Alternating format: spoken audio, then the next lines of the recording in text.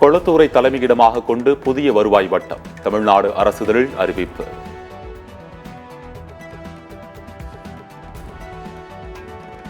தனிநபரின் படங்களை அனுமதியின்றி சமூக வலைதளங்களில் வெளியிட்டால் 3 ஆண்டுகள் வரை சிறை தண்டனை விதிக்கப்படும். சென்னை மாநகர காவல்துறை எச்சரிக்கை.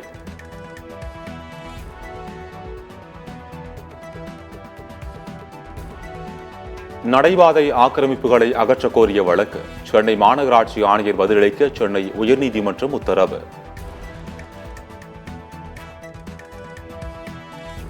பார்முலா 4 கார் பந்தயத்திற்கான அட்டவணையை வெளியிட்டது விளையாட்டு மேம்பாட்டு ஆணையம். பிறருக்கு தீங்கு விளைவிக்கக்கூடிய எந்த பொருளும் அரங்கிற்குள் அனுமதிக்கப்படாது என அறிவிப்பு.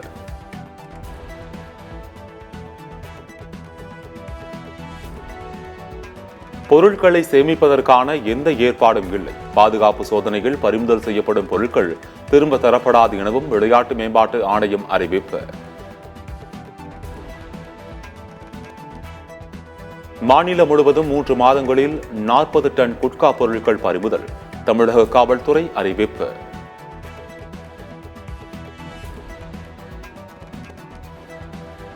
தமிழ்நாடு முழுவதும் 12 ஏஎஸ்பிக்கள் இடமாற்றம். விழுப்புரம் ஏஎஸ்பியாக ரவீந்திரகுமார் குப்தா, நாமக்கல் ஏஎஸ்பியாக அசோக் ஜோஷி நியமனம். சென்னை மற்றும் பஞ்சாப் ஐஐடி இடையே புதிய புரிந்துணர்வு ஒப்பந்தம். கேட் நுழைவுத் தேர்வு இல்லாமல் முதுகலை பட்டம் பெறும் திட்டம் தொடர்பாக ஒப்பந்தம் கையெழுத்தானது.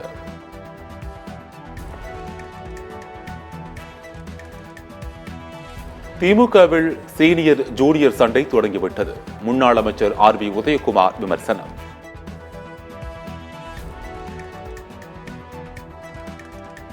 முன்னாள் ஐஜி பொன்மாணிக்கவேலுக்கு முன்ஜாமீன் வழங்க சிபிஐ எதிர்ப்பு. கைது செய்து விசாரணை நடத்தினால்தான் சிலை கடத்தல் வழக்கில் உண்மை தெரியவரும் என்றும் உயர்நீதிமன்றத்தில் சிபிஐ தரப்பில் வாதம். வரும் 31ஆம் தேதி ரேஷன் கடைகளில் அனைத்து பொருட்களும் விநியோகம் செய்யப்படும். உணவுப் பொருள் வழங்கல் துறை அறிவிப்பு.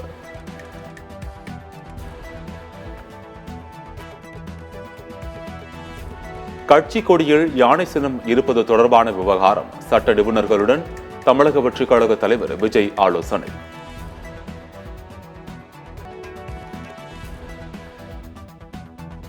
பொதுமக்களுக்கு சுமை ஏற்படாத வகையில் மின் கட்டணத்தை நிர்ணயம் செய்ய நடவடிக்கை எடுக்கப்படும். புதுச்சேரி முதலமைச்சர் ரங்கசாமி தகவல்.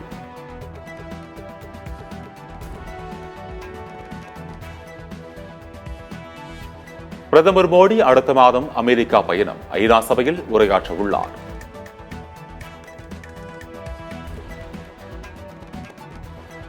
கொல்கத்தாவில் மம்தா பானர்ஜியின் வேண்டுகோளை நிராகரித்த மருத்துவர்கள். கோரிக்கைகள் நிறைவேறும் வரை போராட்டம் தொடரும் என அறிவிப்பு.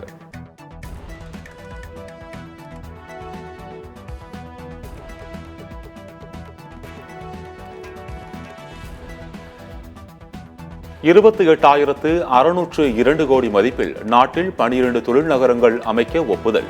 10 லட்சம் பேருக்கு நேரடி வேலைவாய்ப்பு கிடைக்கும் என மத்திய அமைச்சர் அஸ்வினி வைஷ்ணவ் தகவல். கொல்கத்தா பெண் மருத்துவ மாணவி கொலை விவகாரம். முன்னாள் மருத்துவமனை dean Sandeep Ghosh suspend.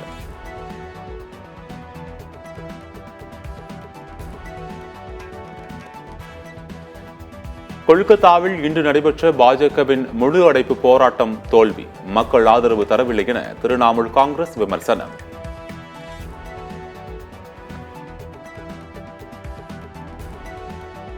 Apple நிறுவனத்தின் ஆண்டு வருவாய் இந்த ஆண்டு புதிய உச்சத்தை எட்டும் என கணிப்பு.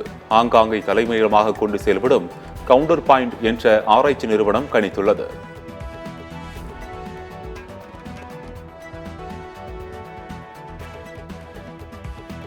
ICC டெஸ்ட் தரவரிசை வெளியீடு. இங்கிலாந்து அணியின் முன்னணி பேட்ஸ்மேனான ஜோ ரூட் 881 புள்ளிகள் பெற்று முதலிடத்தில் நீடிக்கிறார்.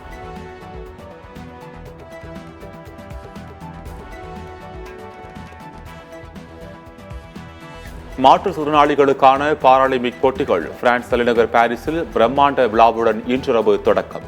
தொடக்க விழாவுக்கான கலை நிகழ்ச்சிகள் ஒத்திகைகள் தீவிரம்.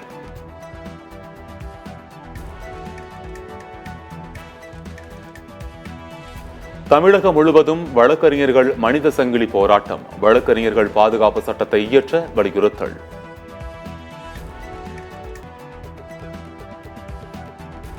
விறுவிறுப்பாக நடைபெற்று வரும் அமெரிக்க ஓபன் டென்னிஸ் தொடர். முன்னணி வீரர் அல்காரஸ் அடுத்த சுற்றுக்கு முன்னேற்றம்.